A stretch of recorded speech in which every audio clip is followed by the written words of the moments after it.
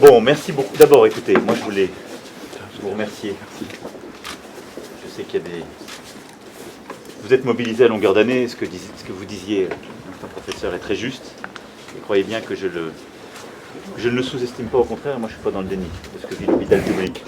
Il y a la PHP, mais l'hôpital public, largement. Et je crois que le travail qui a été fait par les équipes du ministre avant lui, de la ministre, l'ont été fait avec beaucoup d'honnêteté. Je sais que vous avez le sentiment que ça ne va pas assez vite. Moi non plus, ça ne va jamais assez vite. Et vous, ce que vous vivez justifie qu'on continue à aller plus vite et plus fort. Donc je serai au rendez-vous, on va se voir et faire ce qu'il faut. Parce que c'est vrai que parfois on donne le sentiment au reste de l'hôpital en France que si on traite que la PHP, c'est pas juste, c'est vrai aussi. C'est vrai que vous êtes soumis à une pression particulière parce que vivre à Paris ou en région parisienne, avec les prix et les conditions de vie, c'est des réalités, mais qui touchent plusieurs métropoles, il faut le dire aussi, dans notre pays. Mais c'est vrai qu'on demande beaucoup à l'hôpital public depuis des décennies au fond. C'est pas à vous que je dirais qu'on n'a peut-être pas formé assez de médecins, personnels de santé, que vous avez une pression croissante et qu'en même temps qu'on en formait moins, l'hôpital a eu à recevoir de plus en plus de pression de l'extérieur. Donc on sera là au rendez-vous. Et je ne considère pas que c'est la fin de l'histoire et que c'est un problème de pédagogie, comme on dit. C'est un problème d'action et donc je compte sur vous et vous pouvez compter sur moi pour qu'on agisse ensemble et y répondre. Maintenant, nous vivons une situation un peu particulière et moi, je voulais vous remercier de la mobilisation remarquable dont vous avez fait preuve. Et c'est vrai que être parmi vous à cette pétrière, c'est être dans un des, je dirais, de tête de réseau, tête de pont des établissements qui l'ont vécu. Il y en a 100 en France qui sont mobilisés sous la supervision de la DGS et du ministre. Mais vous avez eu un cas hier matin et je sais que ça a beaucoup touché les équipes et je voulais apporter tout mon soutien aux équipes et à vous toutes et tous, mais je voulais aussi qu'on puisse échanger de manière très libre sur comment vous voyez les choses, l'organisation par rapport donc, au coronavirus et à tout ce que ça implique en termes d'hygiène, en termes d'organisation des soins, en termes aussi de personnel, d'impact, comment bien informer et expliquer, parce qu'il y a beaucoup de choses qui supposent une organisation collective optimum, c'est-à-dire avoir un discours de vérité, qui permettent aussi d'organiser les choses dans le calme. Voilà, c'est un peu tout ça dont je voulais parler librement, en commençant surtout par vous remercier et vous dire combien, non seulement je compte sur vous, et vous pouvez compter sur moi, mais combien aussi je crois que tous nos concitoyens comptent sur vous et savent reconnaître votre professionnalisme, voilà, et la qualité des soins qui sont apportés par le système français. Merci à vous pour ça. Professeur, alors, comment vous voyez les choses ? Des choses, vous voulez dire de l'opinion ? Oui. J'ai un peu amorcé la réponse tout à l'heure.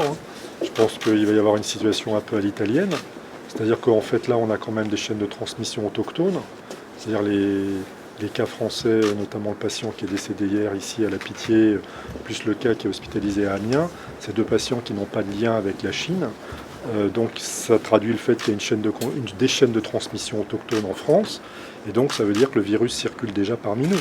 Donc c'est ça la vérité qu'il faut malheureusement avoir à annoncer. Donc le virus circule. En même temps, les personnes qui sont décédées, vous me disiez, ne sont pas décédées directement du virus. Alors allez-y. Voilà, il se trouve qu'effectivement les deux personnes qui sont décédées en France sont des personnes qui soit avaient une comorbidité, par exemple comme le patient chinois qui est décédé à Bichat, soit sont décédés d'une autre pathologie, même s'ils étaient infectés. Mais là, je suis un peu gêné de parler de ça, parce qu'il y a quand même le chef de service de la réanimation dans lequel le patient est décédé, donc je préférerais que ce soit lui qui en parle plutôt que moi. Mais je pense qu'il est très important. En Italie, les patients qui décèdent, c'est beaucoup des patients qui sont âgés ou qui ont des comorbidités, des cancers, des choses comme ça. Donc, si vous voulez, moi, je vois un peu cette infection comme la grippe, même si je sais que c'est pas le virus de la grippe, c'est clair, mais je vois ça un peu comme le virus comme la grippe, c'est-à-dire c'est une maladie qui touche des personnes fragiles, des personnes avec des comorbidités, des personnes âgées, même si évidemment, il peut y avoir des patients jeunes qui soient également touchés. Voilà. Après, le problème, ça va être l'effet nombre à gérer, comme ça vous a été expliqué tout à l'heure. C'est-à-dire que même si la gravité est beaucoup plus faible que ce qu'on croyait, parce que probablement qu'elle est beaucoup plus faible que ce qu'on croyait, probablement que ça se transmet beaucoup mieux que ce qu'on pensait, c'est les deux réalités qu'on constate actuellement. Et après, c'est l'effet nombre. C'est-à-dire que si vous avez, même si c'est 0,01% de mortalité, je dis n'importe quoi, hein, mais mettons que c'est ça, c'est probablement un peu plus élevé. Mais bon, c'est difficile de le savoir. On n'a pas un bon dénominateur au jour d'aujourd'hui. Donc la réalité qu'il faut dire, c'est qu'on ne sait pas parce que nous n'avons pas de bon dénominateur. C'est-à-dire nous ne savons pas combien de personnes sont infectées et combien parmi ces personnes infectées, combien restent asymptomatiques, probablement beaucoup, combien font des petits symptômes, un peu plus, et combien font des signes, des maladies graves, beaucoup, beaucoup moins. Mais on ne connaît pas le pourcentage exact. Donc c'est un vrai problème. Mais mettons que ce pourcentage est de 0,1%. Ben, si on a 1000 personnes, le système n'aura aucun problème pour prendre ça en charge. Mais si c'est 1 million de personnes ou 10 millions de personnes dans un espace très réduit de temps, ben là, on va avoir de grosses difficultés à les prendre en charge. Un des enjeux, c'est de ralentir au maximum. Oui. D'ailleurs, c'est ce qui se passe à ce moment et c'est ce que vous faites plutôt bien d'ailleurs. Hein. C'est clair. Et alors là, en termes d'organisation, peut-être un mot puisque vous avez eu le patient, professeur. Donc on l'a pris en charge donc, après un appel de l'hôpital de Creil où effectivement il y avait une autre pathologie qui a contribué aussi à l'aggravation extrêmement sévère du patient dans les heures qui ont précédé son admission à la Pitié. Il n'est pas décédé directement et uniquement de cette maladie-là, mais il est décédé aussi parce que cette maladie-là a créé l'état qui a amené son hospitalisation à Creil et ensuite une évolution vers une pathologie qui a provoqué un arrêt cardiaque et donc son hospitalisation ensuite chez nous. Et c'est pour ça que nous, on a appliqué les consignes qui nous ont été envoyées ce week-end de la part donc, de toutes les instances nationales sur la veille sanitaire pour justement pratiquer ces prélèvements respiratoires, même si des cas n'étaient pas typiques, en particulier un patient qui était hospitalisé ou qui venait d'une région comme la Chine ou la Lombardie. Et donc, la probabilité qu'il ait cette pathologie était relativement faible, mais en appliquant la directive, on a malheureusement donc, mis en évidence cette pathologie. C'est très important parce que ça a aussi protégé le personnel. Et ça a protégé le personnel parce que j'ai demandé à ce moment-là que des masques soient mis en place pour tous les personnels. C'est celle que la DGS a envoyée en disant que tout le personnel pour lequel on ne connaît pas l'origine et qui est avec un syndrome de détresse respiratoire, vous le traitez comme si. Et grâce à ça, tout le personnel a été protégé dès son arrivée à l'hôpital. Voilà. Comme ça qu'on a identifié le cas d'Amiens aussi. C'est vrai que notre préoccupation, j'ai raison de le dire, la protection du personnel, pour nous, c'est extrêmement important. D'abord parce que c'est les gens avec qui on travaille et on les entraîne derrière nous. Ils nous font confiance parce qu'on a toujours été très sérieux dans leur protection. Donc nous, c'est probablement le numéro 1 pour nous tous. On voit qu'il y a des nouveaux enjeux pour nous. C'est quand un patient est en réanimation, en contact avec beaucoup de personnel. Pour nous, on est obligé de s'adapter en permanence, en fait, aussi dans l'hôpital, pour faire évoluer nos pratiques. On en discutait tout à l'heure ensemble. On est obligé d'évoluer en permanence, comme la DGS évolue en permanence sur le plan national. Nous, dans l'hôpital, on est obligé d'évoluer en permanence dans nos pratiques. Peut-être que le professeur Calvez peut du coup dire un mot de ce qu'il fait, puisqu'il est celui qui fait en sorte qu'on puisse faire le plus de tests possible dans le plus de laboratoires possible. Je suis responsable d'un laboratoire d'urologie qui fait des tests, qui dépiste en fait le virus. Quand les collègues cliniciens nous envoient des prélèvements, on le fait dans des conditions de sécurité maximale avec du personnel qui est très entraîné et on essaye de développer des stratégies pour rendre les résultats le plus vite possible, pour essayer deux choses, protéger le personnel, faire le diagnostic et diminuer la contamination dans la population générale. Voilà. On essaie de s'améliorer, on ouvre de plus en plus de laboratoires de virologie dans Paris qui sont capables de faire cette technique pour essayer d'augmenter nos capacités de dépistage. Oui, Comment vous voyez les choses? moi je suis responsable de la prévention d'hygiène, donc notre équipe est une équipe support, des services cliniques en particulier et des services administratifs. On parlait il y a peu de temps des personnes qui sont aux accueils, qui peuvent être exposées, et effectivement, tant que le nombre de malades est limité, nous sommes peu inquiets puisque les services des urgences, de réanimation et de maladies infectieuses sont préparés, ont été entraînés grâce aux autres crises d'avant, malheureusement, et on applique ce qu'on a appris avant à la crise actuelle. La difficulté sera effectivement, comme le disait le professeur Coe, c'est de faire face à un nombre de malades en très très très grand nombre sur une population, puisque on sera d'abord obligé de changer les pratiques qui ne sont pas des pratiques actuelles. Par exemple, faut-il que tout le monde porte un masque tout le temps, et seront-on capable de le faire? la première chose. Et alors aujourd'hui sur le port du masque, Alors, quand est-ce que c'est utile, quand est-ce que ça n'est pas utile? c'est une question à laquelle, pour l'instant, on ne sait pas tellement répondre. C'est utile sans aucun doute sur tous les sujets qui sont identifiés comme à risque. Oui. Et ça, c'est maintenant, il y a des zones à risque, des gens qui sont passés dans des zones à risque. Et le système fonctionne plutôt bien. Et comme le disait le professeur Combe, la difficulté va rentrer dans, eh bien, si on a identifié de plus en plus de sujets qui n'ont pas cette exposition, ce facteur de risque d'exposition dans une zone à risque, eh bien, ça veut dire que potentiellement, toute personne qui a une pathologie respiratoire est à risque de porter ce virus. Et à partir de là, ça voudra dire, pas tout le temps, mais presque tout le temps. Et comme on peut être contagieux avant d'avoir des signes, ici, il y a peut-être quelqu'un qui demain déclarera la pathologie, comme la grippe d'ailleurs, hein, exactement comme la pathologie, comme la grippe, ben, ça veut dire qu'il était contagieux aujourd'hui.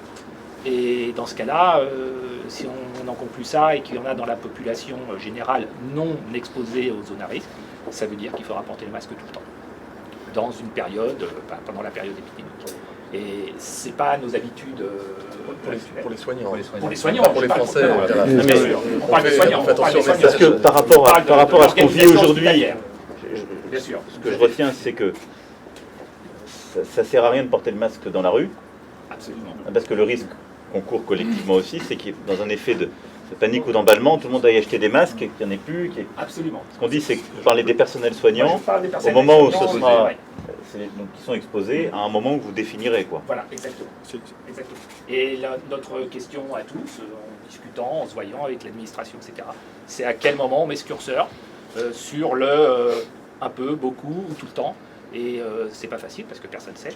Et on essaye de s'adapter au fur et à mesure. Mais on voit qu'avec les nouveaux malades que nous avons pris en charge chez nous et à Amiens, eh bien, le curseur commence à s'approcher de cette période. D'accord. Voilà. Un petit mot sur les urgences, justement, parce qu'on est directement C'est vrai. concerné. C'est vrai que jusqu'à hier, la situation était assez simple. Le patient revenait d'une zone à risque, il était identifié dès l'accueil, avec un circuit spécifique. À partir du moment où on a des cas autochtones, jusqu'à preuve du contraire, toute personne ayant un tableau respiratoire est potentiellement suspect. Et compte tenu du nombre de patients qui passent aux urgences, moi dès hier, j'ai donné la consigne que le masque devait être porté par le personnel systématiquement. Comme on doit le faire déjà pour la grippe, mais là en renforçant un petit peu les mesures de telle sorte qu'on expose le moins possible de personnel. Après, nos recommandations, on sait qu'elles vont évoluer de jour en jour et on s'adaptera en fonction de l'évolution de l'épidémie. Il y a un point important, c'est l'ambulatoire. C'est-à-dire que toutes les personnes qui n'ont quasiment pas de symptômes doivent bénéficier d'un test très rapide. Donc merci professeur Calvez. L'idée, c'est qu'ils ne restent pas, puissent se faire tester rapidement et rentrer chez soi. Pour être isolé, en fait. Voilà, il n'y a pas besoin d'être hospitalier. Là, on atteint un nombre critique de patients qui fait qu'il va falloir qu'on change probablement nos organisations. S'adapte au nombre de patients. Ouais. Ce qu'on peut dire, c'est que quand on a un doute, Tout de suite. c'est plutôt appeler le 15 qu'aller aux urgences. Oui, alors ça a très bien fonctionné jusqu'à récemment. Là, le 15 est saturé. Voilà. Moi, j'étais de garde hier, donc on a vu arriver depuis hier de plus en plus de patients qui spontanément se sont présentés aux urgences avec une question vis-à-vis du corona. Certains qui étaient effectivement possibles, qui ont été admis en maladie infectieuse, d'autres non. Et c'est vrai qu'il va falloir qu'on trouve un système pour pouvoir trier ces patients facilement, soit par téléphone, effectivement, soit dans des structures dédiées. On peut imaginer des structures dédiées pour pouvoir trier les patients. Pour éviter qu'ils soient au contact des autres. Exactement. La première chose, c'est d'avoir suffisamment d'infectiologues qui puissent faire le relais avec le 15, pour que quand il y a un appel, on puisse très rapidement avoir le spécialiste qui dit si oui ou non on va le considérer comme quelqu'un à risque pour lequel on va le chercher. Sachant que pendant 48 heures, il y a eu un certain nombre d'appels qui étaient passés au 15, qui relevaient du numéro vert, qui étaient des questions organisationnelles. Donc c'est pour ça qu'on repasse à chaque fois, tous les jours en conférence de presse, le message qu'il existe un numéro vert. On a étendu l'amplitude horaire des numéros verts. Il est actif y compris en soirée, il va être actif jusqu'en nuit profonde pendant toute la période nécessaire, de manière à ce que tous les Français qui ont des questions légitimes d'ailleurs puissent les poser sur ce numéro vert et ne pas encombrer le 15, qui, il faut le rappeler, est un numéro dédié aux questions qui relèvent de la santé. Et ça, c'est absolument fondamental. Et alors vous, madame, comment vous voyez les choses? Exactement comme tous les chefs de service là. Et par contre, moi, je veux souligner, effectivement, on est dans un contexte où on manque de personnel, ça, je n'apprends rien. Par contre, on est très aidé effectivement par la direction. Voilà, je pense que Madame Auger, qui est la cadre de maladies infectieuses et tropicales, et Madame Castandet, une contrôleur des repas. Donc c'est vrai que les personnels sont un peu épuisés là parce qu'en 2 jours, beaucoup de données, ce sont vraiment des professionnels. Ils sont de toute façon là sur les maladies infectieuses et tropicales formés 2 fois par an à tout ce qui est maladies émergentes. Donc de ce côté-là, on a vraiment pas de soucis. Et ils ont joué le jeu de la réactivité puisque en moins de 48 heures, alors avec l'aide de tous les services aussi, je veux dire administratifs, techniques, de pouvoir ouvrir une unité ambulatoire pour pouvoir isoler justement ces patients cas suspects. Voilà, en attendant le résultat.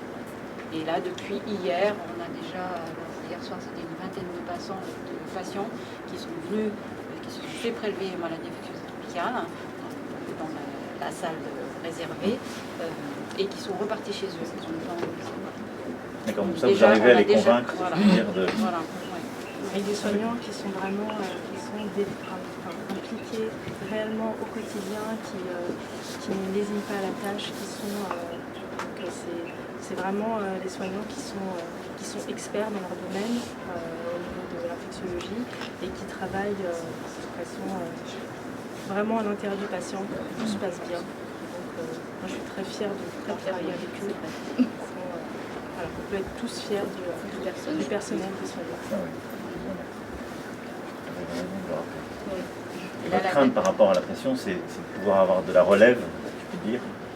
Oui. Et là, il faut simplement des gens quand même qui sont formés.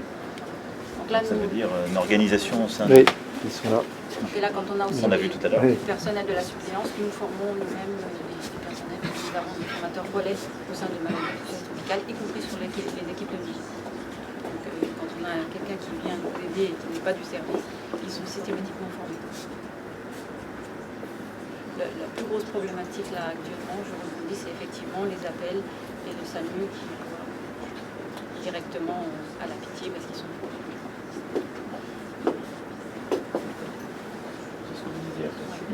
Oui, comment on oriente les on est dans une zone charnière. On est en train de basculer sur un mode d'organisation qu'il va falloir développer en termes d'emploi.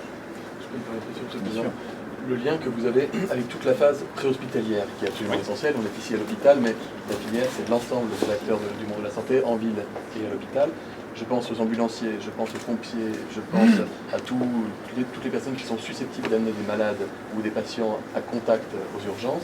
Est-ce que vous avez des formations, des communications avec eux sur les procédures pour éviter justement qu'ils amènent des patients dans des conditions qui ne seraient pas optimales ou qu'ils puissent eux-mêmes se protéger? Est-ce que vous avez ce lien avec la phase préhospitalière qui s'est mis en place? Alors, essentiellement avec les centres 15, parce que c'est la même spécialité, les médecins urgentistes qui travaillent au centre 15 sont les mêmes qui travaillent aux urgences.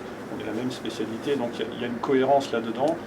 Et c'est vrai que de centraliser les appels vers un seul numéro qui puisse ensuite envoyer les vecteurs nécessaires et donner les procédures est à mon avis la solution la plus simple. Mais là, en termes techniques, le centre 15 est débordé. Le SDIS, les pompiers vous amènent des malades aux urgences? Oui, mais pas sur cette thématique-là. Pas les suspects corona. Pas les suspects corona. Ça veut dire que ça fonctionne. Oui, ça fonctionne. Alors c'est bien. Non, clairement.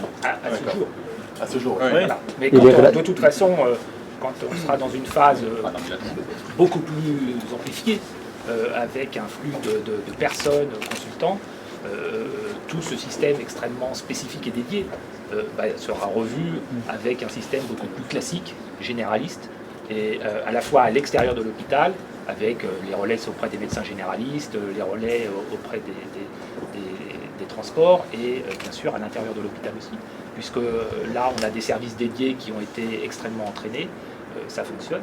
Quand il y aura beaucoup plus de personnes, on va être obligé d'ouvrir d'autres services à l'intérieur de l'hôpital qui sont pas spécifiques pour ce genre de pathologie, mais qu'on va être obligé de former et probablement de déprogrammer certaines activités. Le message, c'est il y aura un impact. Anticiper. Voilà, exactement. On est dans cette... commence une fois qu'on y est, il faut qu'on soit capable d'anticiper pour qu'on soit parfaitement prêt à toutes les étapes de prise en charge si on devait évoluer dans les stades. Exactement. C'était l'objet de ma remarque. C'est ce qu'on essaye de faire, d'avoir un petit pas d'avance sur l'étape d'après, ne sachant pas à l'avance comment le scénario va être écrit pour la France.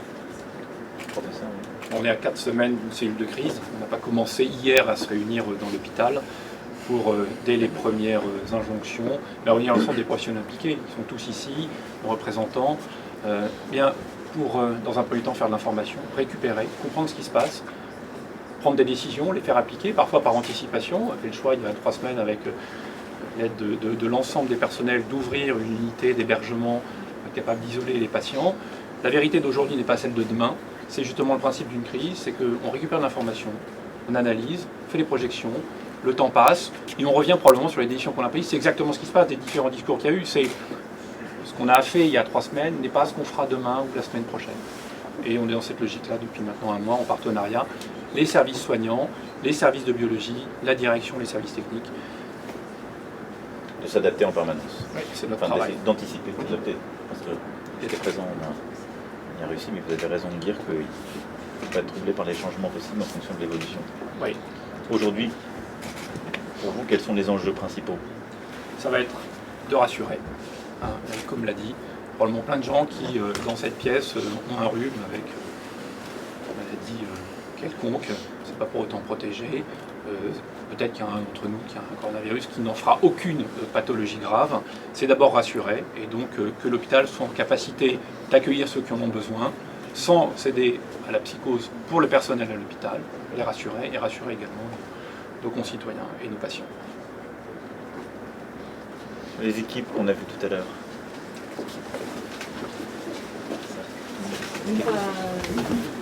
Pour le service de réanimation, donc comme tous nos collègues et à notre niveau, on se prépare également à recevoir plus de malades. Donc on a déjà mis en place certaines mesures et on travaille sur des mesures d'extension pour pouvoir, si c'était nécessaire, accueillir plus de patients. Donc effectivement, ça nécessite beaucoup de réorganisation, beaucoup d'implication de notre personnel parce que ça modifie quand même profondément notre activité, puisqu'à côté de cette épidémie, il y a quand même la vie qui continue et on est par ailleurs sollicité pour notre activité habituelle. Et donc on ne peut pas mettre tout ça en attente uniquement pour le coronavirus. Donc on essaie d'être sur les 2 fronts en parallèle et ça demande l'investissement de chacun. Mais voilà, on est, en tout cas, comme disait Mathieu, ça fait 4 semaines qu'effectivement on est une cellule de crise. On a une réponse qui évolue au fur et à mesure du temps en fonction des nécessités. Et ce que vous disiez avec les chefs de service, ce qui est important, c'est que les personnes qui ont des pathologies et qui doivent venir à l'hôpital pour ces pathologies puissent continuer à venir et de bien insister sur le fait que les gens qui sont suspects sont traités dans un circuit à part, parce qu'il peut y avoir aussi des gens qui ne viennent plus soigner. Mais ça, c'est important, je crois, absolument. À faire passer. On a mis en place des filières, donc les patients ne se croisent pas en fait. Et puis aux urgences, il y a une filière qui est, dès l'admission, les patients sont repérés comme suspects et sont mis dans des secteurs particuliers. Et on essaie de faire ça à toutes les étapes de manière à ce que l'hôpital puisse continuer à fonctionner normalement pour toutes les pathologies normales et habituelles. Et on a les filières en parallèle pour le coronavirus. Par rapport à ce que vous vivez au quotidien, enfin, et ces dernières heures, est-ce qu'il y a des points importants qui vous semblent devoir être... On a été formés sur la théorie et sur la pratique pour prendre en charge les patients en suspicion du coronavirus. Pour les chambres à pression négative, le système d'habillage, de déshabillage, de traitement des prélèvements pour les acheminer par exemple au laboratoire et la surveillance de réanimation pour prendre en charge le patient dans sa globalité. Est-ce qu'il y a quelque chose qui vous paraît devoir être ajouté? Oui, je voudrais insister sur ce que disait le docteur Moravet à l'instant, sur le fait qu'il ne faut pas renoncer à des soins lorsqu'on est malade. Il n'y a pas de risque à venir dans un hôpital où on prend en charge des patients atteints du coronavirus. Il ne faut surtout pas se décommander par crainte d'être exposé. Les soins des maladies chroniques qui doivent être effectués doivent continuer et il n'y a aucun risque à ce qu'ils continuent. Et ces hôpitaux en ont fait la preuve, parce que c'est des hôpitaux qui ont déjà été confrontés à des situations particulièrement compliquées. Je me souviens quand il y avait les attentats, on regardait combien de greffes on faisait dans cet hôpital en même temps. On n'a pas diminué le nombre de greffes, donc c'est des hôpitaux qui sont conçus pour pouvoir prendre en charge les situations exceptionnelles tout en continuant le quotidien. C'est difficile, mais ça se passe et donc les patients doivent le savoir. C'est juste. Est-ce qu'il y a d'autres points que vous voulez souligner sur aujourd'hui ou demain? On va continuer de toute façon à Sur demain, on se reverra. Ouais. Sur aujourd'hui. Non, mais ce que vous dites là, ce que vous avez parfaitement décrit les uns les autres, et la dialectique dans laquelle on est aujourd'hui, c'est-à-dire qu'il faut à la fois, je crois, avoir une information transparente, et c'est ce que je vous en remercie, tout le monde tâche de faire pour que nos concitoyens savent, etc., qu'on puisse s'organiser, sans que ça crée d'effets de panique injustifiés, parce que vous avez, je crois, remis les choses en endroit. On a devant nous une crise, une épidémie qui arrive. On sait que certains pays sont d'ores et déjà beaucoup plus même touchés que nous. Ça suppose de s'organiser à chaque étape sans doute différemment. Et on va devoir l'affronter au mieux, avec la vie qui continue. Je peux peut-être souligner un point que le ministre connaît bien, c'est que les hôpitaux de référence, il y a une très grande solidarité avec les autres hôpitaux qui jouent beaucoup. Parce que le but du jeu, c'est que les patients... Il y en a un par département. Ouais, au moins. Que tous les patients ou tous les habitants sur le point du territoire savent qu'ils ont la même chance d'être bien pris en charge. Et donc il y a beaucoup de temps que vous consacrez à soit prendre en charge des patients, soit aider des équipes, soit passer du moment au téléphone, soit donner votre expertise. Et donc ça, je pense que c'est une force du système français. Oui. Et la collaboration avec le 15... Michel Aumont, qui est le président de la commission médicale d'établissement. Bon, moi, j'ai rien à rajouter, les spécialistes se sont tenus, je suis pédiatre. La pédiatrie est peu touchée pour le moment, j'espère que ça va durer.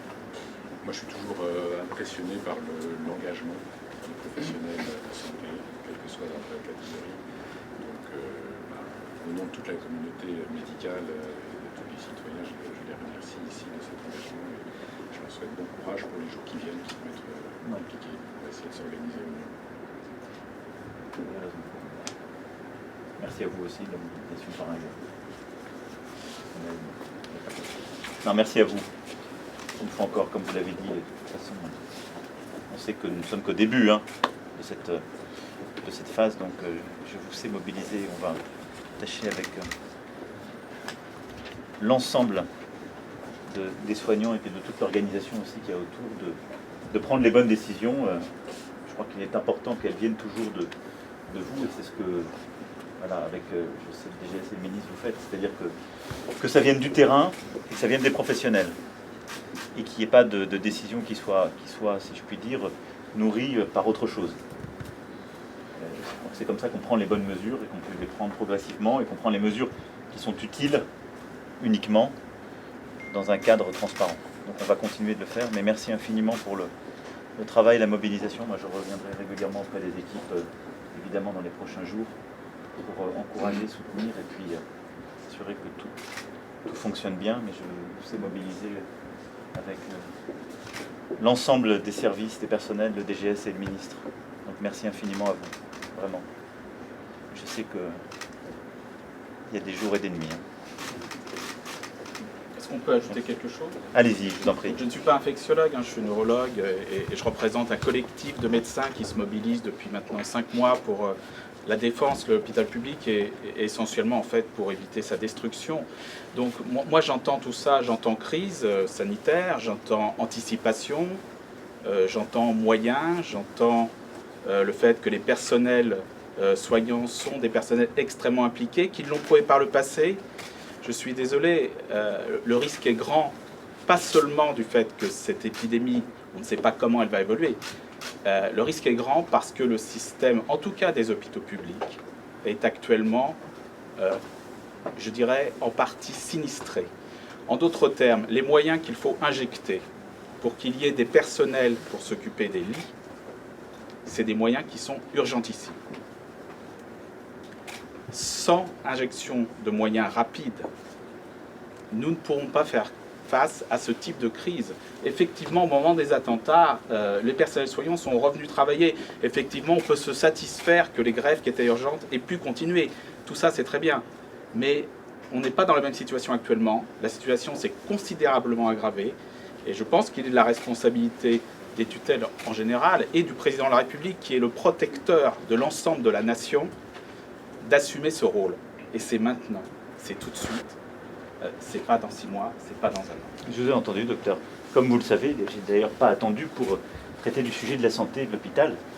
Moi, je vous entends, mais ce qu'on vit à l'hôpital public depuis longtemps maintenant n'est pas né d'hier. Quand je suis arrivé, non mais je vous réponds. Quand il y a le feu, on ne peut pas dire il couvre depuis longtemps. Vous avez raison, mais je veux simplement que toutes celles et ceux dans votre collectif que je vais recevoir avec le ministre, et l'honnêteté aussi de voir ce qui a été fait par ce gouvernement depuis 2 ans et demi et les décisions que j'ai pu prendre. On vient après des décennies durant lesquelles on a en effet dit la solution c'est de former moins de médecins. C'était une mauvaise décision. On a mis fin à cette décision, on met 10 ans pour former un médecin. Je parle devant qui sait. On a mis fin à plus de 12 années de déflation du tarif hospitalier. 12 années. On l'a stoppé, on n'a pas attendu d'ailleurs la crise dans l'hôpital. On l'a stoppé avant, dès 2018. Et on l'a réaugmenté ensuite. Je ne vous demande pas de me dire merci. Je demande qu'il y ait moins d'hypocrisie chez ceux qui dénoncent et qui parfois ont soutenu ceux qui baissaient ces mêmes tarifs hospitaliers. Et il y a des mesures d'urgence qui ont été prises à plusieurs reprises. Elles sont, moi je vous entends, sans doute pas à la hauteur de la crise et de la pression qu'il y a sur l'hôpital public, en particulier sur la PHP. Donc il faut déjà que ces mesures qui ont été annoncées, elles descendent sur le terrain. Parce que je vous entends et j'entends aussi, beaucoup de choses qui ont été annoncées, on ne les voit pas encore assez arriver. Sur les sujets de dette, sur les sujets de réorganisation, sur les aides typiques et les augmentations qui sont légitimes, les recréations. Donc tout ça, on va le regarder très précisément avec le ministre, que ça soit opérationnel, que ça arrive. Mais je veux juste qu'on ait collectivement l'honnêteté de se dire, je suis comme vous, je crois au Kairos. Mais le Kairos, il doit intervenir dans un moment de vérité. Ce moment de vérité, c'est aussi qu'on n'est pas resté assis sur sa chaise depuis 2 ans et demi. Vous me l'accorderez. Et donc, je ne dis pas que nous en reparlerons. C'est ce qui justifie d'attendre. Je ne suis pas pour attendre. J'ai parfois le sentiment de payer l'addition de beaucoup de comptes qui sont restés non soldés. Je veux bien les prendre, mais je veux au moins avoir un tout petit peu de reconnaissance pour ça. On sera transparent là-dessus. On le fera, c'est bien. Mais en tout cas, indépendamment de ça, je vous remercie infiniment pour la mobilisation et l'esprit de responsabilité qui est le vôtre. Parce que vous êtes au service de nos concitoyens, avec un formidable engagement et une humanité que je veux ici saluer. Donc merci beaucoup. Merci infiniment. Merci à vous. On continuera avec mon soutien.